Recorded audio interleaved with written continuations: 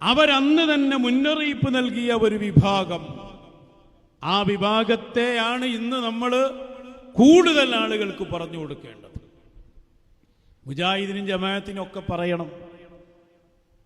പക്ഷെ അവരെന്താണ് ആളുകൾക്ക് ബോധ്യപ്പെട്ടതാണ് ഇവിടെ.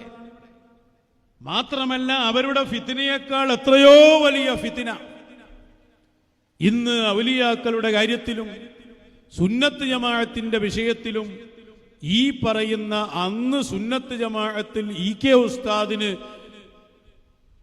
സ്ട്രോങ് പോരാ എന്നു പറഞ്ഞ് ഇറങ്ങിപ്പോന്ന വിഭാഗം നമ്മളേറെ ശ്രദ്ധിക്കുകയും ബിദ്അത്തിന്റെ ആളുകളെ അഥവാ വഹാബി ജമാഅത്തുകാരെ കുറിച്ച് ആളുകൾക്ക് പറഞ്ഞു കൊടുക്കുന്നതിനേക്കാൾ ഗൗരവമായി ഏറ്റവും വലിയ ബിദ്അത്തിന്റെ വാദങ്ങൾ വാദിച്ചുകൊണ്ടിരിക്കുന്ന ഈ കമ്പനിയെ കുറിച്ച് നമ്മൾ സമൂഹത്തെ ബോധ്യപ്പെടുത്തണം.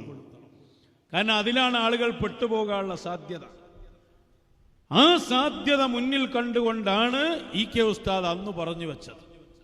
അന്ന് പറഞ്ഞു വച്ച കാര്യങ്ങൾ ഇന്ന് പുലർന്നുകൊണ്ടിരിക്കുകയാണ്. പുലർന്നുകൊണ്ടിരിക്കുന്ന കാലത്ത് നമ്മളിവിടെ ജീവിക്കുമ്പോൾ അത് കൃത്യമായി ആളുകൾക്ക് പഠിപ്പിച്ചു കൊടുക്കണം. ചിലപ്പോൾ 2 തെറിയൊക്കെ കിട്ടിയെന്ന് വരും, കുഴപ്പമില്ല, നല്ലൊരു പൂവിട്ട് കൊടുത്താൽ മതി. വിഷയം വീണ്ടും പഠിപ്പിച്ചു കൊടുത്തുകൊണ്ടേയിരിക്കണം. അവരെപ്പോലെ നമ്മളും ആകാൻ പാടില്ല. നമ്മളെ യൂട്യൂബിലെ നമ്മുടെ പ്രസംഗങ്ങൾ എടുത്തു നോക്കൂ. എവിടെയെങ്കിലും നമ്മുടെ തമ്പനയിനോ അല്ലെങ്കിൽ നമ്മുടെ പോസ്റ്ററോ അവരുടെ ഒരു നേതാവിൻ്റെ പേര് അല്ലെങ്കിൽ അവരുടെ ഫോട്ടോ അതിങ്ങനെ വികൃതമാക്കി പരിഹസിച്ച് അങ്ങനെ ഒരു മാന്യത വിട്ടുള്ള പെരുമാറ്റം നമ്മുടെ ഔദ്യോഗികമായ എവിടെയും കാണാൻ കഴിയില്ല.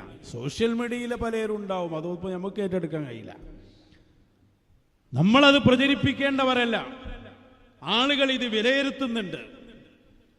അവർ മനസ്സിലാക്കിയത് നമ്മളെ കുറെ പരിഹസിച്ചാൽ വികൃതമാക്കിയാൽ വിജയം കണ്ടെത്താം എന്നാണ്. ആളുകൾ പഴയ പോലെയല്ല, വിഷയങ്ങൾ പഠിക്കുന്നവരാണ്.